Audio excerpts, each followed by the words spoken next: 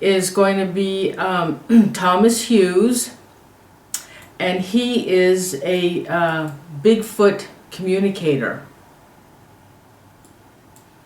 He's a telepathic communicator. He can communicate with Bigfoot. I talked to him. I've heard some of the interviews that he's done. He's absolutely fascinating. And Thomas, thank you for joining me tonight. I'm so happy that you accepted my invitation. I'm happy to be here. Now we've talked, and I've heard some of your stories, and I've heard some of your interviews. And you're a Bigfoot telepathic communicator. Yes, you can call me that. Okay, because that's what I read about you. So you have to tell me why you. I mean, there's so many people that are out there that are looking for Bigfoot, but I've never heard of anybody before that has been able to communicate with Bigfoot. And why are they communicating with you? Well, I'll just start back from the beginning when it all started for me. In 2008, my wife at the time and I had both been laid off from the same company, same jobs. And we'd interviewed for the jobs, and of course we couldn't find work, so we were at the bottom of the barrel, so to speak, and I was done. And I even said it out loud. I said, I don't know who's listening, but I'm done. D-U-U-N, done.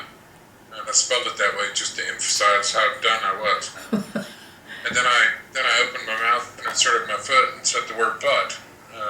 I said, but if you guys want me to stick around for any number of reasons, you're going to have to give me a reason to get up every day. And it went from there. Okay, so you went out into the woods and said this? No, I was sitting in my office outside. Oh. I was still trying to be, the unattainable dream for me was to be a fat, dumb, and happy human. I even went by the initials FDH for fat, dumb, and happy, and it just never worked. No matter what I did, my awareness things wouldn't allow me to be in the same space other people or other souls were in. And so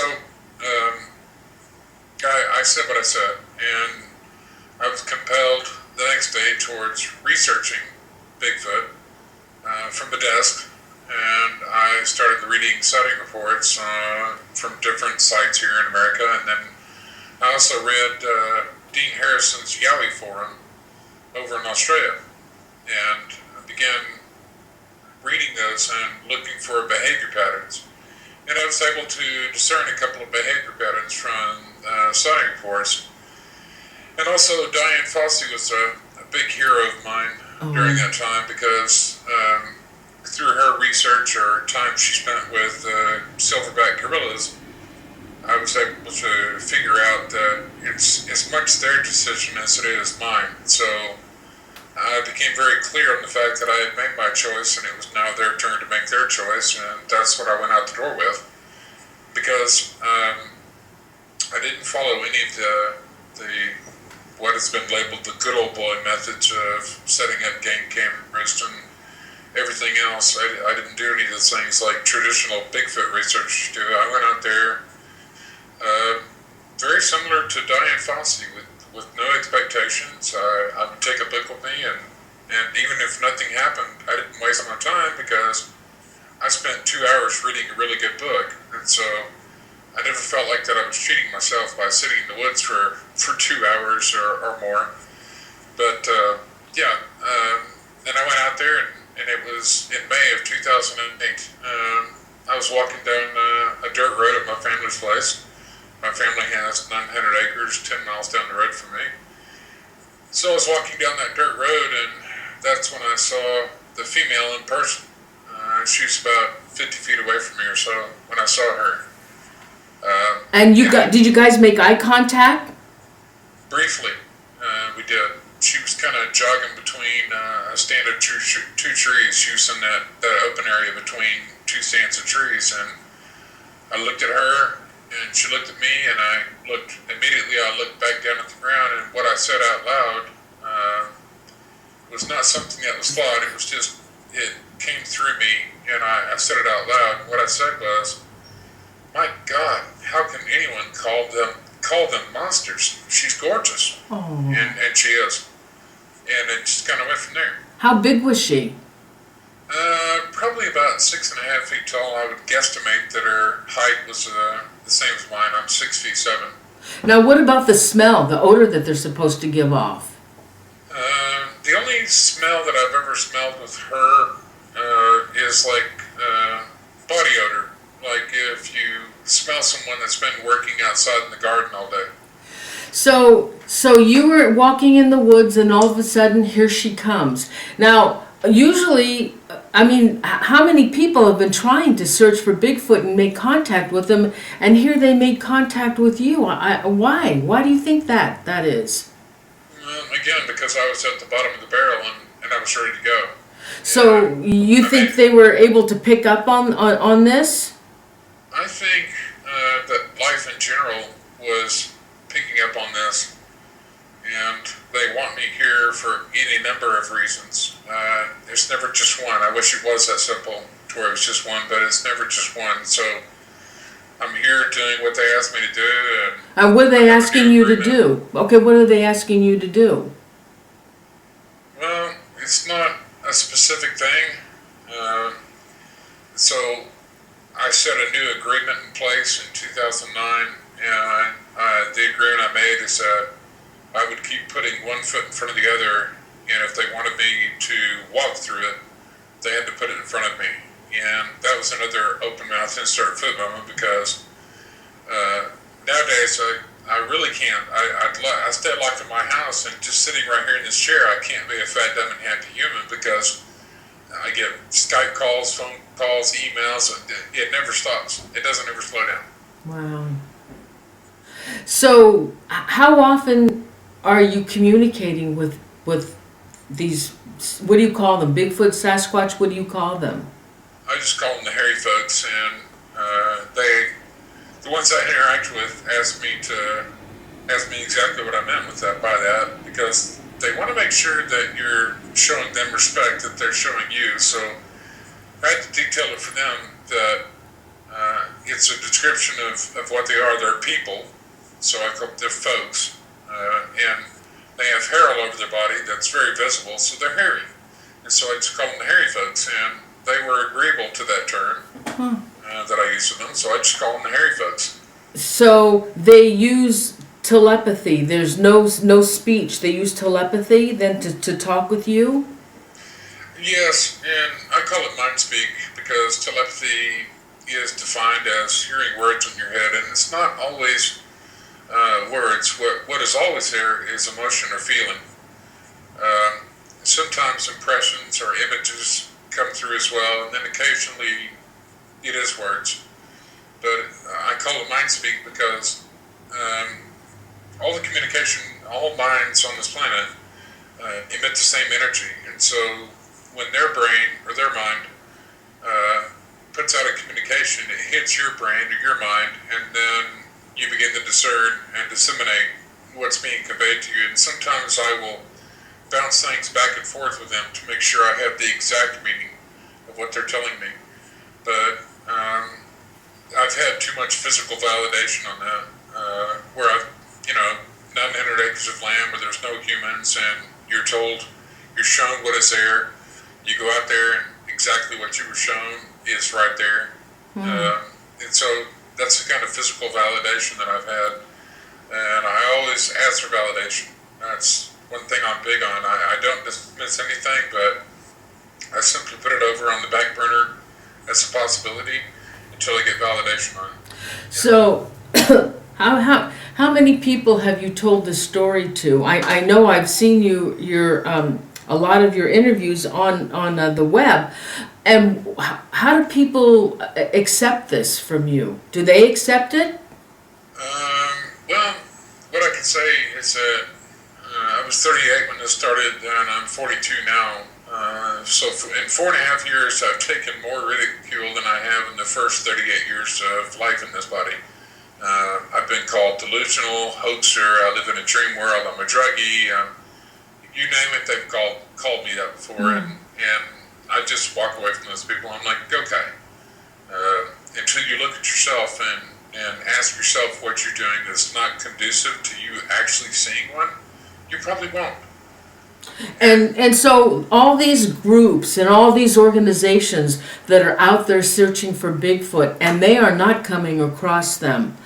Why is that? Why you, and then all these hundreds and hundreds of people that are searching for Bigfoot? I mean, they can't even get a picture of Bigfoot, can they?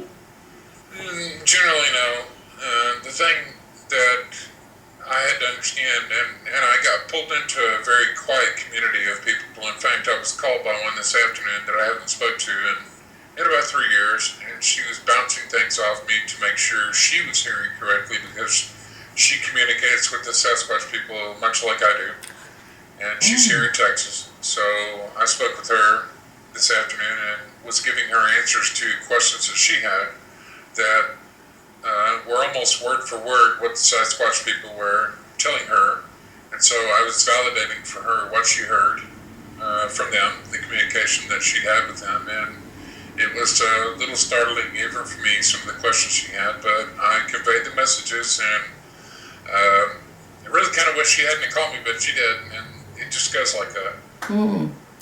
And so are they giving you any special messages? Or have they said anything to you about all these crazy people looking for them? Well, there was one morning I sat down here with coffee, and a rule that I established early on with them was never before coffee.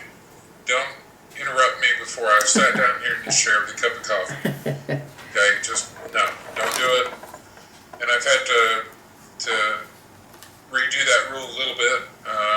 Never before I brew coffee, because they played tricks on me, and I won't go into that. But never before I brew coffee. I changed that rule a little bit. I amended it. But I sat down in this chair with coffee, and the avid Bigfoot researchers have finally figured out that tree knocking is one of the forms of communication that they have. Taking a stick or a log, deadfall, something or even a rock, and beating on tree. Tree knocking is what they call it. And so they figured out this is a form of communication, but they don't know what they're saying. They don't know the response when a tree knock comes back. They don't know what to do or what's to knock or vocalization to make next. So if you can imagine, it's a whole bunch of humans out there knocking on trees, and you're hearing it out in the woods, knock, knock, knock, knock, knock, knock. And so this Sasquatch came to me when I sat down in my chair, and I said to him, "What do you want?" And he said, "Joke for you." What did he say? What did he say? He said, "Joke for you." Joke? Yes. You mean a Sasquatch said that to you? Wait till you hear the joke. Because, yes, he did. They know jokes? That's one thing that never stops, is their sense of humor once it starts. They love playing pranks. In any case, I said, "What do you want?" And he said, "Joke for you." And I said, "Man, I just sat down with coffee. I don't want to hear a joke." And he said, "Too bad. You're here anyway." I said, "Okay, fine. What's your joke?" He said, "I say knock knock. You say who there?" I said, "Fine." So he said, "Knock knock." I said, "Who's there?" He said, "Knock knock." I said, "Who's there?" He said, "Knock knock." I said, "Who's there?" He said, "Knock knock." I said, "How long is this going to go on for?" And he said, "How do you like it?" Oh my God. Now, Thomas, tell me, when these Sasquatch travel, do they travel in groups? Do they travel with their families? How do they travel? Well, it depends on what kind of traveling they're doing. If they're just traveling in the area where they live, then it's not uncommon to see them by themselves. If they're traveling to a location that's a distance away for a funeral, so to speak, or something of that nature, then yes, they will travel as a family unit or as a tribe and go there. Okay, now I've often talked about this, why they're not finding skeletons or any bodies of Sasquatch, and you confirmed what I was thinking. So tell us why these people will not find a body or skeletons of a Sasquatch. They typically dig a hole 10 to 12 feet deep, throw the body in that hole, and then cover it. So they bury their past ones that have passed out of body. Go ahead. And that's not an uncommon thing. If you can ever get Indians to talk, there's a Cherokee elder, and if you put 3 words in Google, you'll find it: Cherokee Hill Bigfoot. If you put those 3 words in Google, you'll find the story where a Cherokee elder took Bart and Unley to an ancient Cherokee burial ground that's hidden in Tennessee. No white people know where this place is at. Wow. But my people, the Salagi, or what it's popularly known as Cherokee, they shared their burial grounds with the hairy folks, and Bart and Unley was able to examine a leg bone. But you'll read about it in that article if you pull it up. He was able to examine a leg bone that from the ankle to the knee, just that leg bone, was 3 feet in length. Wow. You know, I want to play a video, and I want to play this. I'm going to see if I can do this here. Okay. So okay, okay, let me see if this will work.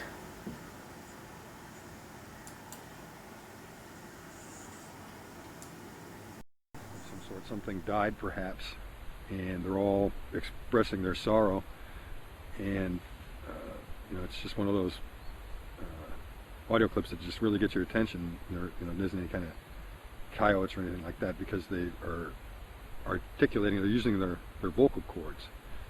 You can hear the different pitches, and they're joining in with each other and almost singing in harmony. And that's one of my favorite clips to date, I'd say. And I got it, had the recorder about 50 feet from where we're sitting, I guess you could say.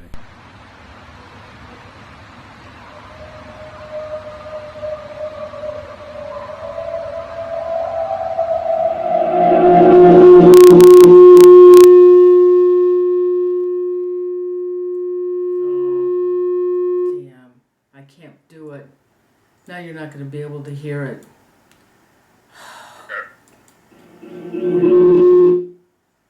Yeah, shoot. Well, it's a howling, it's a wailing sound. God, let me see if I can get this again.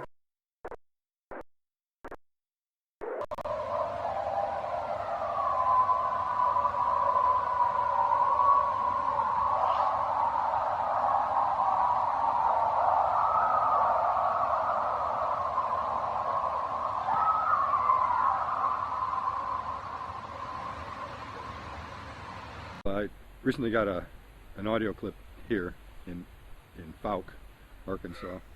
They've made a kill of some kind, and they're celebrating a fact with the coyotes or the wolves, whatever is in the area.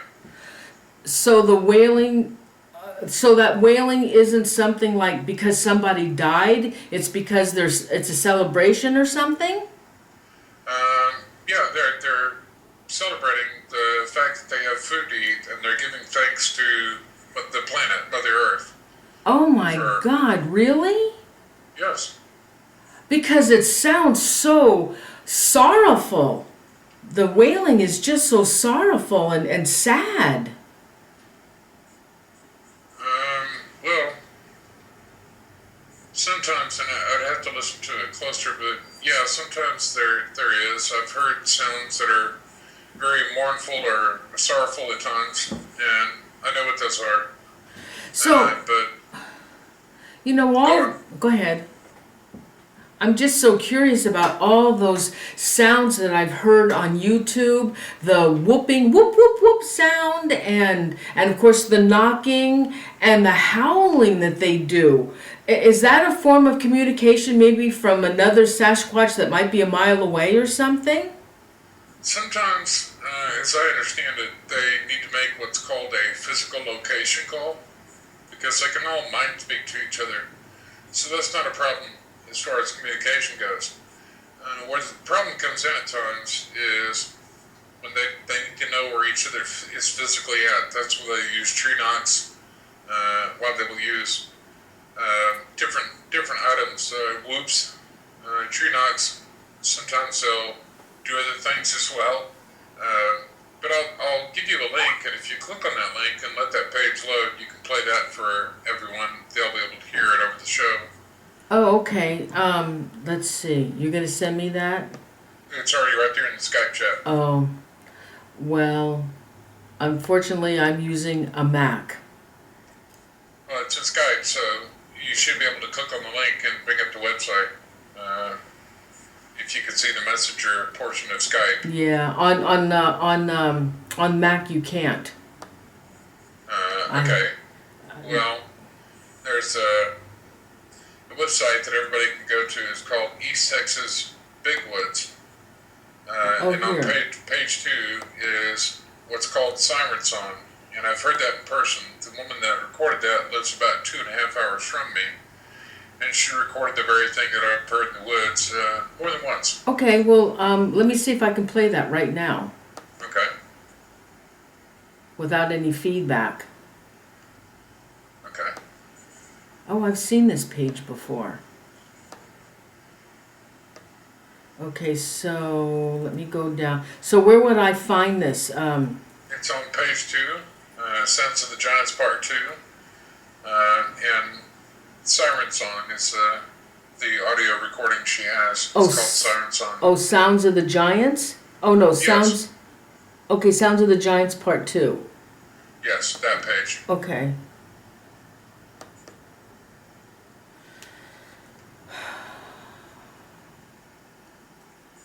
Oh, now which one do I play? Siren Song. Okay. This is the big talk. Cookie. Oh, here it is. That is Siren Song. Got it. Okay, I'll play that. Yep.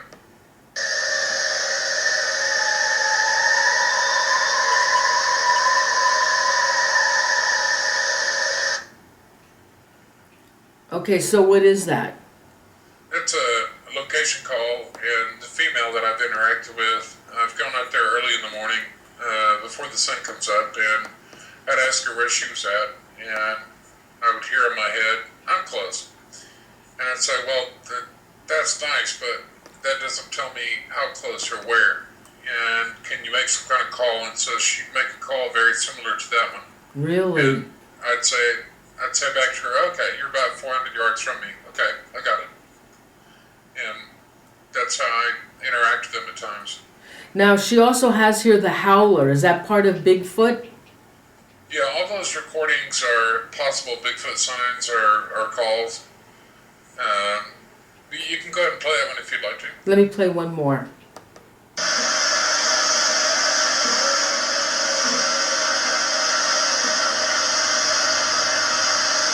That one's hard to hear. Yes.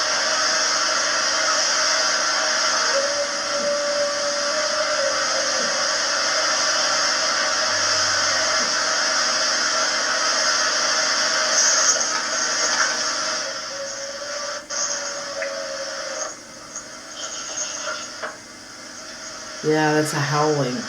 Is that a typical sound for a Bigfoot? That howling? Sometimes they will make sounds like that just to see if they get a response because they're trying to see who's close by physically. So they'll make that kind of sound. Wow. The really good one at the very bottom of the screen is the event. And before you play that one, I'll tell you what went on there. Okay. There's a big description on there. Basically what was going on is they decided to park at a dead-end road that went into the Natchez County river bottom. And the guy you hear in the recording, I know he had a gun.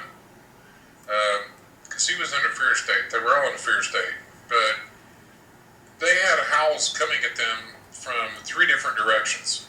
And if anybody knows anything about coyotes or wolves, they don't run 30 or 40 in a pack, and they don't come from 3 different directions, and most importantly, they don't come at humans, because typically here in Texas they get shot at, so they stay away from humans. They see a human. And then also, if you listen to the cadence of the howl and the quality of the voice, that says a lot too. So if you want to go ahead and play that one, please do. Okay, this is the event, right? Yes. Okay. Whoa.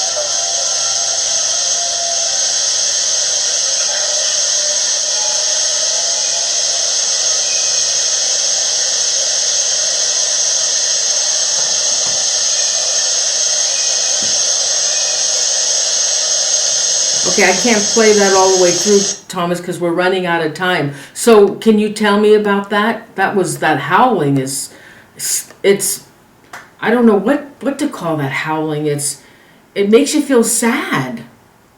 Well, if you let that play all the way through, because it's only about another minute before it gets to the main part, but Lori Phillips and her crew became scared.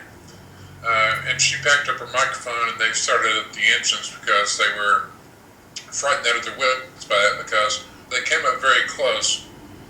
As they continued to howl, they just closed in because they decided that they were going to run the humans out of the woods. Oh. And they did. Wow. Because that is a scary sound. Yeah, it tends to scare people, so it's easier for them to scare humans out of the woods, especially if they got some kind of ceremony or celebration that they're doing and there's humans close by. They can just scare them out of the woods so that they can have the woods to themselves for the rest of the night. Wow. Because they typically sleep during the day. Oh, yeah. Hey, Thomas, we've run out of time, and I want to thank you so much for being my guest tonight. I really enjoyed it, and I'd like to have you back and talk some more about this subject. Now, you have a blog spot, or you're a host to a radio show. Yes, I co-host on wolfspiritradio.com. In fact, we've got a show that should be starting here in a moment, so I'll be over there on Thursday night's Buffalo Talk. Thank you so much, Thomas. Have a good evening. You too. Bye-bye. Bye. Oh, okay. All right. So I hope you enjoyed Thomas. I really would like to have him back again. He has a lot of knowledge about Sasquatch, and I would love to know some more about it. So just 1 second here. So just give me a moment.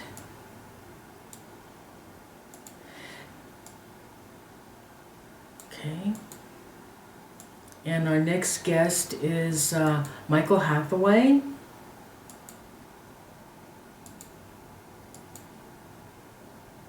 Okay, Michael Hathaway is an author, and he's written so many books. I asked him if we could just touch bases on a couple of them.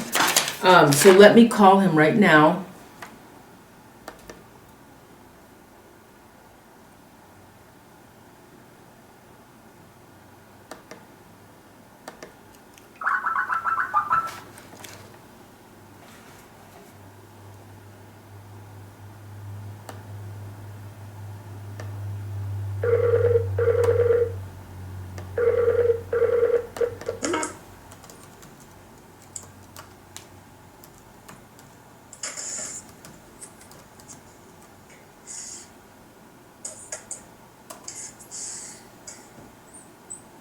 Hey, Michael. Hi there. How are you? I am fine, thanks. Oh yeah, hey, thanks for being my guest tonight. And I just want to tell everybody that you are an author. You're also a musician, and I want to pull up a list of some of your books. You've got some interesting books here that I want to talk about, and I'm just getting the list right now. Okay, so since we only have about 25 minutes, you've written so many books. You've written the Everything Lucid Dreaming book, the Everything Psychic book, the Complete Idiot's Guide to Discovering Your Past Lives, the Only Psychic Power book You'll Ever Need. I'm getting ones that are pertaining to paranormal, and the complete Idiot's Guide to Past Regression, Life Regression, and everything on hypnosis and everything on psychic. So how did you come about writing all these different subjects? Well, it all started with an old friend that I knew who was a friend of Edgar Casey's. And she had wanted me to work with her in her past lives, and she moved back to Virginia Beach to be close to the work, and she passed over and died. And about 3 weeks later, I got a note from Rob Grant, who's a well-known author who I'd met through her, and Rob said that he had said it was too bad that she couldn't stick around and see everything that was going to happen. And she said, no, my assignment's on the other side. And I know that every time I get pushed to write, that Ellen's behind it on the other side. So it's a team working. It's what I receive, and it's also the arrangements that put the synchronicities together. So you're getting information from the other side to write these books? Well, a lot of it I rely on. When some of these you're on a contract where you've got to write 1,000 or more words a day for a period of time. And so I find myself lots of times writing and not knowing necessarily exactly what I'm writing, and then verifying it afterwards. So do you go in some kind of a trance when you're writing these? A light trance. I am not a deep trance person. Never have been. Never been hypnotized by another hypnotist according to the standards of what most people know, which is the stage show. But really, hypnosis is an all state of consciousness. And yeah, I try to be connected to what I believe in all the time, so that I'm always getting something. I don't hear a voice or anything. It's just kind of a knowing. Now, are you psychic as well? Well, I have been described as an intuitive. I know that I know things, but being psychic it's complicated because you have 5 different senses, and everybody is on a frequency of receiving information that you imagine in your mind's eye differently than anyone else. And I am lacking 4.5 of the 5 senses currently. So I am non-visual. I have actually no sounds in my head. These are recalls, taste or smell recall, or feeling or touch. It's just that it just comes to me, and it's sort of knowing, but I don't get pictures. All right, so your first book here is Everything Lucid Dreaming book. And it teaches, this book teaches you how to use your dreams to solve problems, improve your creativity. Now, how does that all come about? Well, actually, that's the latest book, and we had just finished the book, and we got an invitation by the editor of the editing of the Everything series to do a book on lucid dreaming. So I had 2 days to write the outline, and then got right into writing. What I found really very quickly in researching it was that I actually take people into lucid dreams during hypnosis. So it's very similar. Lucid dreaming, of course, means clear dreams, and the idea of lucid dreaming is that you are aware consciously that you're in a dream state.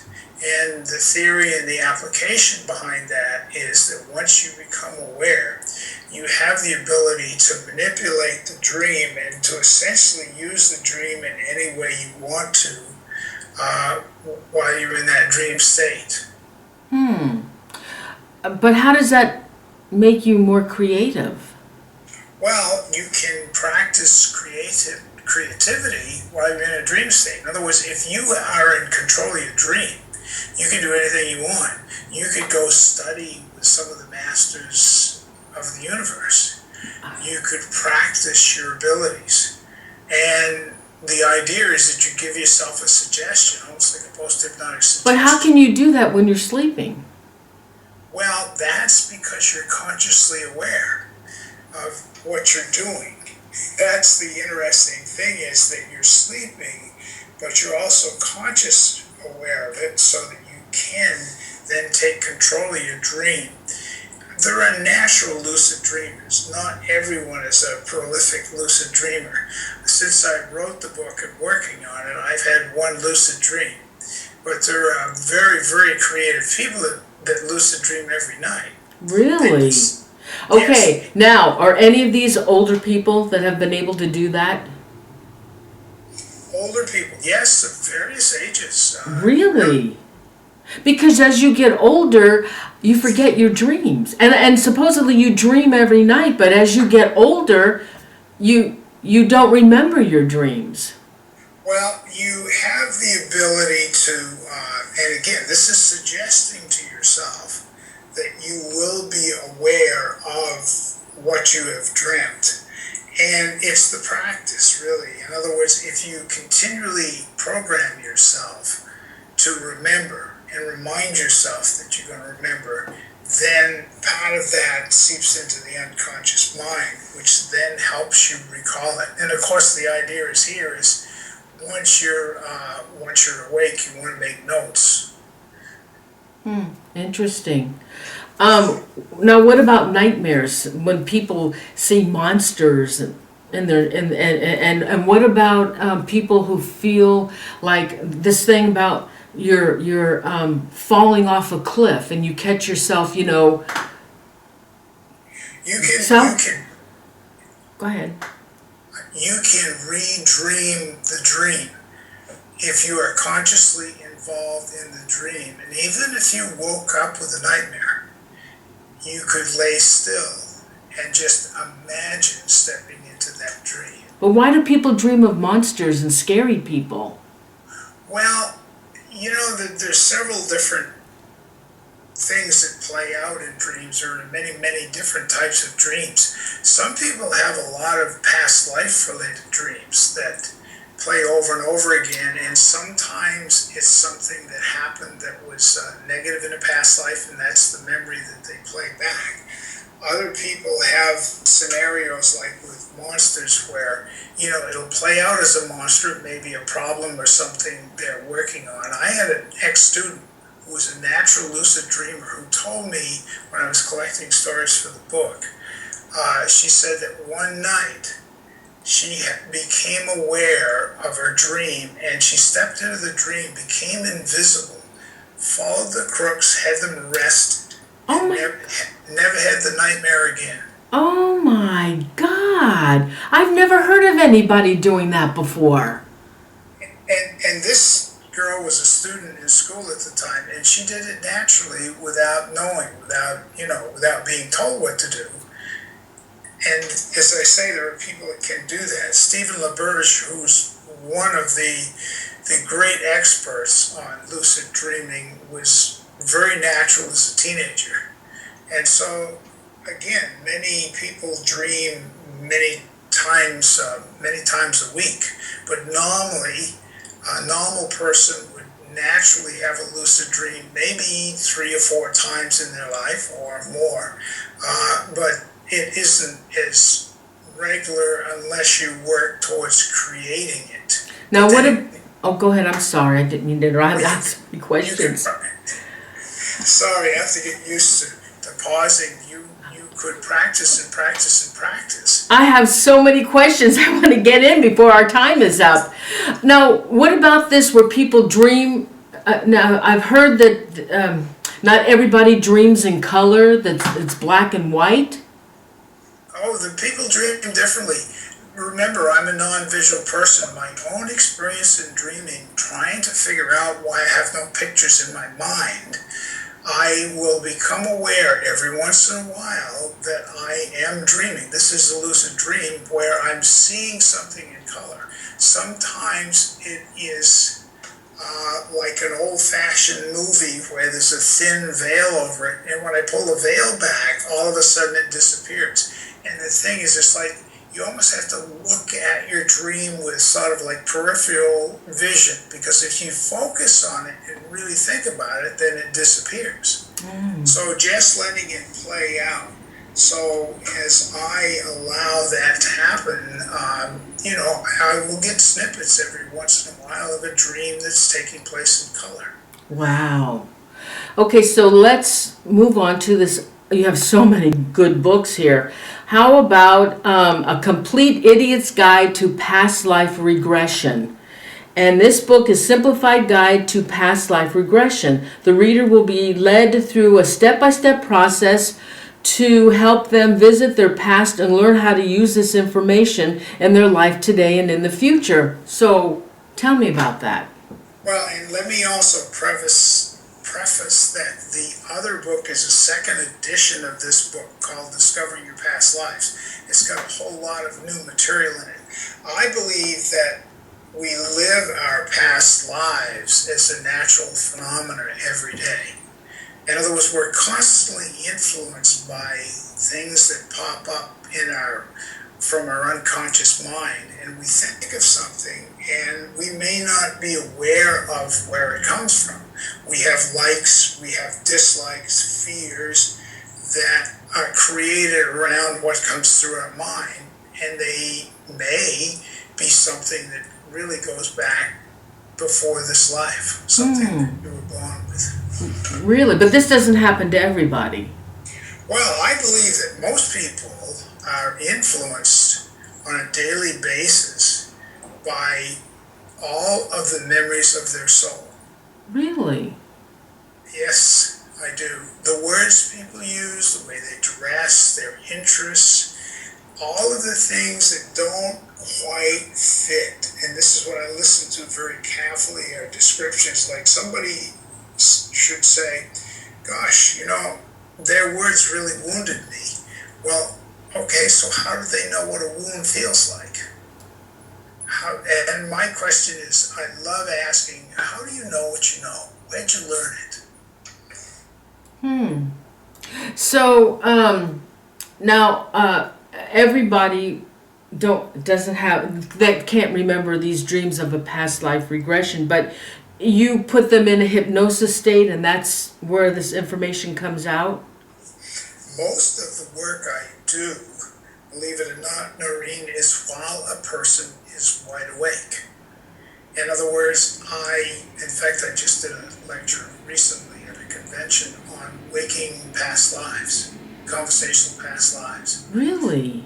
I'm not sure whether you're familiar with something called NLP, which is neuro-linguistic programming, but a lot of my studies have been in that field, and it's really model building the mind. And so my goal is to take a thought and create it into a three-dimensional model that a person can work with in their mind. And we do that through the 5 different senses that you image your mind. So if somebody's visual, I will start moving them around in the visual, and many times I will hold a conversation with somebody, and when we finish this conversation, they can't remember what we talked about because they had stepped into a trance, an altered state of consciousness. Oh my God. Now what about people who can't get hypnotized, and then they really want to be hypnotized, but they just can't get hypnotized? Well, this is what I'm saying, is that the people that tell me they can't get hypnotized, I can agree with them, except for the fact that what I'm talking about is not what they think hypnosis is. Hypnosis is something we experience all the time. The minute we daydream, road rage, this positive and negative hypnosis, we worry. In other words, it's imagination and communication. And it depends on the degree of what you imagine as to how deep into the hypnosis you go. a fantasy-prone personality, somebody that's very psychic, slips back and forth between worlds very easily. Oh, yeah, yeah. Now, on this past life regression, you said people will like dress and act and whatever from a past life regression. But what about these people that may have been serial killers? Well, can you qualify that question a little bit more? Well, since you were saying that people kind of fall back on their past life, but what do these people do if in their past life they were a serial killer? How will that affect their life today? Well, they could, first of all, the karma, which they created the negative energy from the past, they may be acting it out in a different way in this life. In other words, they may not be a serial killer again, but they may be angry, they may have events that are connected to them, or they may have an unconscious feeling of regret. You know, it's really comes down to what were the last impressions in their mind when they passed over in that lifetime. What do they carry with them? What's unresolved? Now, when you've worked with people on their past lives, most of these people, from what I hear, it's all back, like way, way back. Has anybody had a recent past life? How far back does this go? Or how recent? You can take a person back to the beginning of their soul. Okay, I'm thinking recent. What would be the how many years does it take before they have a new life? Well, there's no set answer for that. It's some people will reincarnate relatively quickly. There are people that actually have had a relative die, and a new child is born, and the new child has a memory of the relative's life. Yeah, I've heard of that. That's so that they're picking the information up from someplace, and they know that to be reality. It was a great book a few years ago. It was an English woman who had been hypnotized, who started drawing and talking about a life in Ireland. And she went back to Ireland and found her children, who were considerably older than she was. Oh, really? Oh, Yeah. gosh. Boy, you have so much knowledge. Awesome. And oh my God, there's so many books here. What would be another one that we could talk about? The Everything Psychic book? Yeah, the psychic book, and actually there's 3 versions. Sounds like a lot of books, but there's 3 versions. There's the second edition that came out last year, and there's the little one, the only psychic power book you will ever need, is actually a smaller version of the first edition. And it was put out, or they redid that, the company did at the time The Secret came out. Well, I just believe everyone has intuitive or psychic ability. And the problem I find is that when you have somebody teaching somebody something, they're teaching the way they know. And because I don't know the way most people know, it really kind of forces me to study how everybody else thinks, how their mind works. So all these books are designed around helping a person discover their natural abilities, the natural intuitive abilities, the natural hypnotic abilities, so that it can encourage them to develop their gifts, to really use them in a positive way. As you can tell, I'm pretty well into positive thought process. And I might add that I do a daily podcast, which is free, which is designed on nature and spirituality. In other words, it's like connecting to something out there in the universe that's positive, and then working with that, because a lot of people are doing that all over the world. You're doing it with your program, and it's just discovering amazing mysteries that are out there. Oh, yes, there are. There are, and that's why I love doing this show, because everybody comes on the show, adds something, and gives information to the viewers, and this is why I do this. So what is your background, Michael? Well, I actually was trained in music and taught school for quite a while, and got interested in hypnosis back in 1980, and played with the ghost hunting and so forth. You know, I hypnotize a subject, and you get a good subject, you can hypnotize them, and they can communicate with a ghost or spirit. Oh, under hypnosis? Under hypnosis. Oh my God, I never heard that before. And so there are ways that you can use, as I say, it's communication.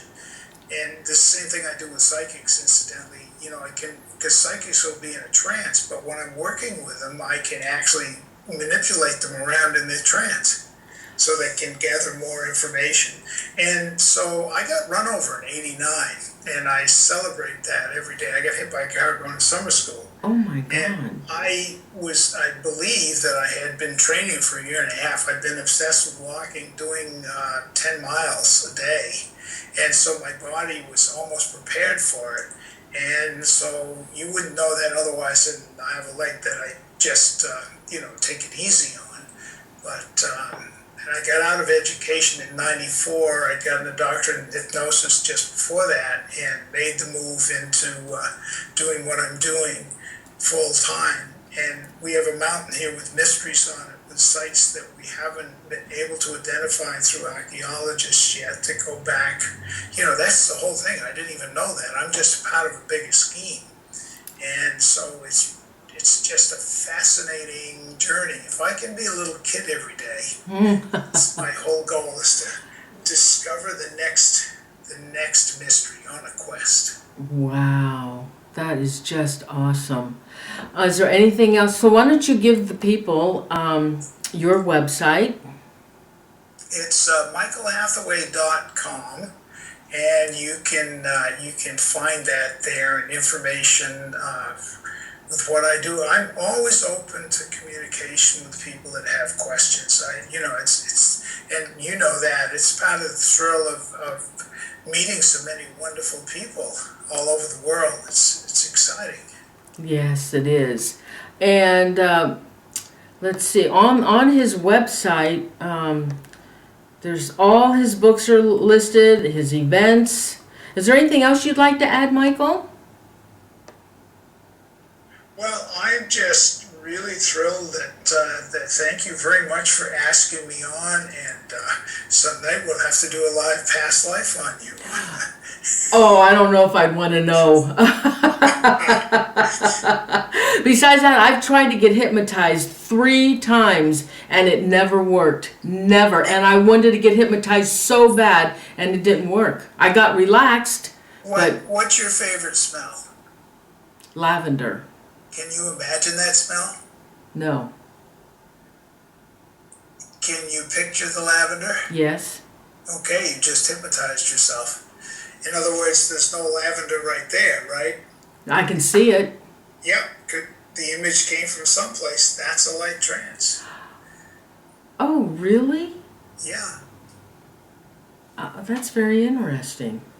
So that's the way I start. Smell for a lot of people is very important. If they have a smell, they stop and breathe it in, and it relaxes them, because a lot of people are wound up, and the goal is to teach people to relax, to be in tune. And belief systems are important to working with what a person naturally believes in, and it all comes together, and it builds images that help a person change or discover what they're looking for. I'm sorry. Oh, I have another question. Have you ever dealt with anybody that has been abducted by a UFO or an alien? I have dealt with people that in their mind it's a reality that yes, they have been abducted. Okay, you're saying in their mind it's a reality. Well, I mean, that's okay. the point of. But I could, if we had time, I'd tell you. You ever heard of the Betty and Barney Hill? Yes. Well, I knew an artist, David Baker, that drew the pictures. He was friends of theirs and sketched the pictures, their descriptions that were in their book, in Betty's book. No. And so his stories have been quite fascinating. I had a chance to talk with him about that before he passed. Oh my God. Oh, awesome. So can you talk a little bit about somebody that you dealt with that was an abductee? Well, the other thing I might say is that I've had a metaphysical discussion group for like 18 years that meets once a week, and we will have people that also come in that talk about their experiences that have taken place. The place where we live, right here in Carroll County in New Hampshire, has one of the largest UFO scene, or I won't say encounters, in the state of New Hampshire. And I've seen things myself that are interesting in the sky.